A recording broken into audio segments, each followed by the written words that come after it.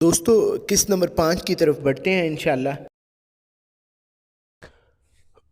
मामू ने आते ही आयशा को मुझे बुलाने के लिए भेजा और ख़ुद ऊपर वाले कमरे पे चले गए। मैं ख़ुद भी बहुत तजस्सुस में था, इसलिए भागम भाग पहुंचा। मामू पर कमरे में बेड पे बैठे थे, मुझे बैठने को कहा। मैं सामने सोफ़े पे बैठ गया। कहने लगे, बेटा मुझे इल्म है कि तुम बहुत परेशान हो, लेकिन रब का शुक्र अदा करो, हमारे लोगों की आंखें खुली हैं, नहीं तो पता नहीं तुम्हें किस मकसद के लिए इस्तेमाल किया जाता। और दूसरी अच्छी बात यह है कि मैं इस खुफिया इदारे का सरबराह हूँ, नहीं तो बहुत मुश्किल हो जाता। बस बेटा अल्लाह का करम समझो, इस मामले में सब कुछ भूल जाओ। और सबसे बढ़कर ये कि मैं क्या हूँ, किसी इदारे का सरबराह हूँ और मेरा स्टेटस क्या है, भूल जाओ। कभी गलती से भी इसका ज़िक्र न करना। उस्मान को मैंने अलहदा से समझा दिया है, उम्मीद है वो भी गलती नहीं करेगा। किसी भी मामले में मेरा नाम कहीं भी इस्तेमाल नहीं करना बेटा, और ये बात समझ में बिठा लो। जी मामू, मैं आपकी बात समझ रहा हूँ। इंशाल्लाह मैं कभी किसी को आपके मुतल्लिक नहीं बताऊँगा, कहीं आपका ज़िक्र नहीं करूँगा। लेकिन अगर आपने सारी सूरत हाल और असल वजह मुझे ना बताई तो शायद मैं पागल हो जाऊँ। बेटा मैं तुम्हें यही बताने वाला हूँ। हकीकत ये है कि साइमा जहाँ और ज़रताशिया सिर्फ दो चेहरे हैं, सामने हैं, इनके पीछे एक पूरा ग्रुप है। बेटा वक्त आने पर आपको बहुत कुछ मज़ीद पता चल जाएगा।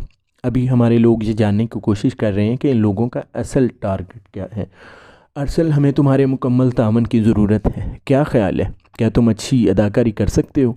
हम चाहते हैं कि तुम ज़री से मिलना जुलना जारी रखो और हमारे लोग इस दौरान कोशिश करके कुछ सुराग लगा लेंगे।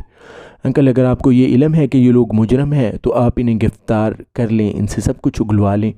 बेटा वक्त आने पर हम इन्हें गिरफ़्तार भी करेंगे। अभी हम ये देखना चाहते हैं कि बिल में कितने और चूहे हैं और बिल कहाँ तक फैली हुई है। आई बात समझ? असल ये बताओ, क्या तुम हमारे लिए काम करोगे? मामू मैं समझा नहीं हूँ, मैं ये बात सुन के थोड़ा परेशान हो गया। क्या बात है इसमें ना समझ आने वाली? मामू गोया हुए। मामू मेरा मतलब है कि इसके लिए क्या आर्मी ज्वाइन करना ज़रूरी नहीं है? बेटा आर्मी में क्या इंसान नहीं जाते? और बचपन में तुम ही तो कहा करते थे कि मुझे बड़ा होकर फ़ौजी बनना है मेरे यूनिफॉर्म को देखकर।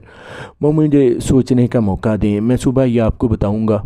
मैंने बात ख़त्म करने की कोशिश की। मैं ज़हनी तौर पर बहुत थक चुका था, मुझे सख्त आराम की ज़रूरत थी। मैं अपने बिस्तर पर अभी लेटा ही था कि जरी का फ़ोन आ गया। मैंने रिसीव किया। क्या हाल है मेरी जान का? कोई लिफ्ट ही नहीं है आज तो। जरी ने कहा।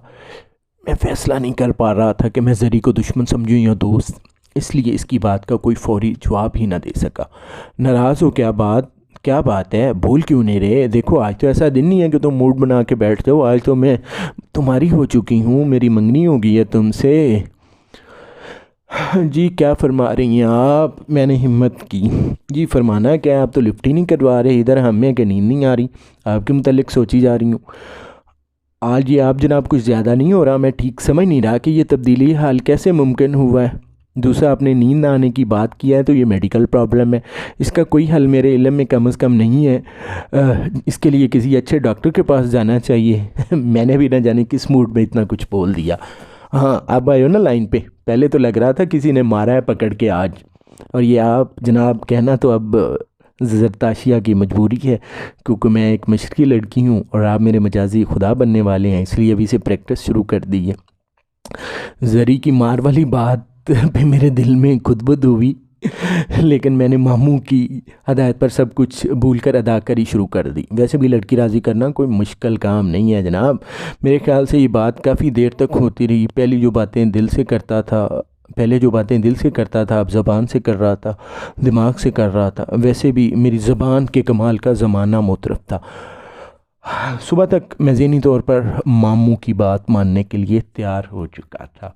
मैंने इन्हें बता दिया कि मैं इनका बिज़नेस ज्वाइन करने के लिए तैयार हूँ, यानी उनकी एजेंसी को ज्वाइन करने के लिए तैयार हूँ। 3 दिन बाद आज मैं ट्रेनिंग के लिए जा रहा हूँ। आर्मी ट्रेनिंग सेंटर में 3 माह की इब्तदाई ट्रेनिंग है। शादी की तारीख को 6 माह आगे करना, साइमा ज़रताशिया को मेरे अचानक गायब होने के मुतल्लिक आयल करना भी एक मुश्किल काम था, लेकिन बुज़ुर्गों की तारीफ जिन्होंने मुश्किल काम सर अंजाम दिया। साइमा जहां और उसकी टीम को मुतमिन करने के लिए पहले मुझे दुबई की एक बिज़नेस कंपनी में मुलाजमत के लिए भेजा गया। सहमा जहाँ के इसरार पर यही कहा गया कि हमारी ख़ानदान में रवायत है कि शादी से पहले लड़का बरसरे रोज़गार होना चाहिए, और ये कि 6 माह बाद मेरी ट्रांसफ़र पाकिस्तान कंपनी के सब ऑफिस में कर दी जाएगी। चंद दिन मैंने खूब सैर व तफरी की। मैंने महसूस किया कि कई नज़रें मुझ पर लगी हुई हैं, कई लोग बिलावजह मुझसे टकरा रहे हैं, मेरा ताक़ब कर रहे हैं, मेरा ख्याल रख रहे हैं। अगले हफ्ते मुझे दुबई के एक सरहदी गांव में भेज दिया गया जहां कंपनी का नया प्रोजेक्ट लग रहा था। 4 दिन बाद मुझे एक लॉन्च के ज़रिए पाकिस्तान मुंतकिल कर दिया गया। चूँकि सहमा जहां ग्रुप अब मुतमिन हो चुका था, दुबई में ज़री से भी 3-4 बार फ़ोन पर बात हुई। बातों से तो यही ज़ाहिर कर रही थी कि मेरी जुदाई के गम में गोडे गोडे डूबी हुई है। जो अबन मैंने भी अपनी सदाकारी के जौहर दिखाए। आर्मी की ट्रेनिंग के मुतालिक सुना बहुत था, अब देख भी लिया था। पहले इंसान में से ज़िद और चुदराहट का भूत निकाला जाता है, फिर इंसान को इतना सॉलिड और स्ट्रांग बना दिया जाता है कि इंसान बिला वजह ही टार्ज़न बना फिरता है। लेकिन सख्त तरीन असूल और कवायद इंसान को एक मखसूस हद से बाहर नहीं निकलने देते। आर्मी की ट्रेनिंग के बाद आदमी एक ऐसा जवान बन के निकलता है जो अपने वतन के लिए जान हथेली पर रख लेता है। ट्रेनिंग के दौरान भी ज़री के फ़ोन आते रहे। मेरे पास एक छोटा सेटेलाइट फ़ोन था, इसलिए ज़री को मेरी लोकेशन का पता नहीं चलता था। 2